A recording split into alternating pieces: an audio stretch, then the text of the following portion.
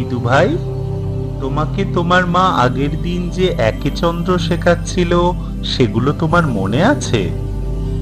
না দাদু, কিছু কিছু মনে থাকছে, কিন্তু বেশিরভাগ ভুলে যাচ্ছি তো। বুঝলাম।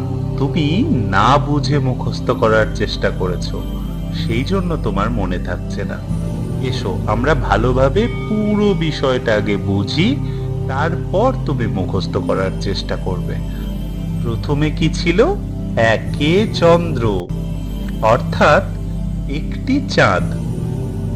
তুমি খুব ভালো করে জানো যে আমাদের পৃথিবীর চারিদিকে একটি মাত্র চাঁদ প্রদক্ষিণ করছে। সেই জন্য আমরা বলি একটি চাঁদ, অর্থাৎ একে চন্দ্র। এরপর কি ছিল দিদু ভাই? দুইয়ে পক্ষ। তুমি জানো দিদু ভাই, পূর্ণিমার দিন আমরা আকাশে বিরাট বড় একটা গোল চাঁদ দেখতে পাই, আর অমাবস্যার দিন পুরো অন্ধকার, কোথাও আকাশে কোনো চাঁদ দেখতে পাই না। এই পূর্ণিমা থেকে অমাবস্যা পর্যন্ত যে 15 দিন হয়, সেই 15 দিনকে আমরা বলি শুক্লা পক্ষ। আর অমাবস্যার পরে পূর্ণিমা পর্যন্ত যে 15 দিন হয়, সেই 15 দিনকে আমরা বলি কৃষ্ণপক্ষ। এই কৃষ্ণপক্ষ আর শুক্লা পক্ষ দুইয়ে মিলে আমাদের দুই পক্ষ, অর্থাৎ দুইয়ে পক্ষ। এরপর কি ছিল দিদু ভাই? এরপর তিনে নেত্র। ঠিক বলেছ, তিনে নেত্র। নেত্র মানে তো চোখ দাদু, কিন্তু আমার তো মাত্র দুটো চোখ। তুমি ঠিক বলেছ মা, কিন্তু রাতের বেলা তুমি যখন দুই চোখ বন্ধ করে ঘুমাও, তখন স্বপ্ন দেখো কোন চোখে? তা তো জানি না দাদু। তখন আমরা এই 3 নম্বর চোখ ব্যবহার করি। যে জিনিস আমরা এই দুই চোখ দিয়ে দেখতে পাই না, সেই জিনিস জ্ঞান, চেতনা, ধ্যান এবং সাধনার সাহায্যে আমরা 3 নম্বর চোখ দিয়ে দেখতে পাই।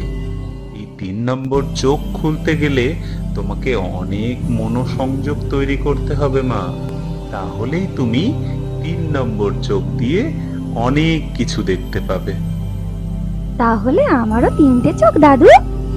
ঠিক বলেছ দিদু ভাই, আর সেই জন্যই আমরা বলি তিনে নেত্র।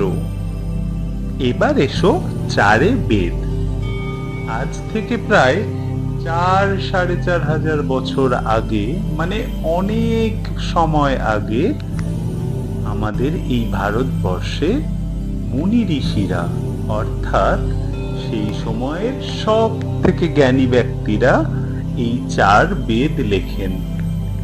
এই 4 বেদের নাম হলো ঋগ্বেদ, সামবেদ, যজুর্বেদ এবং অথর্ববেদ।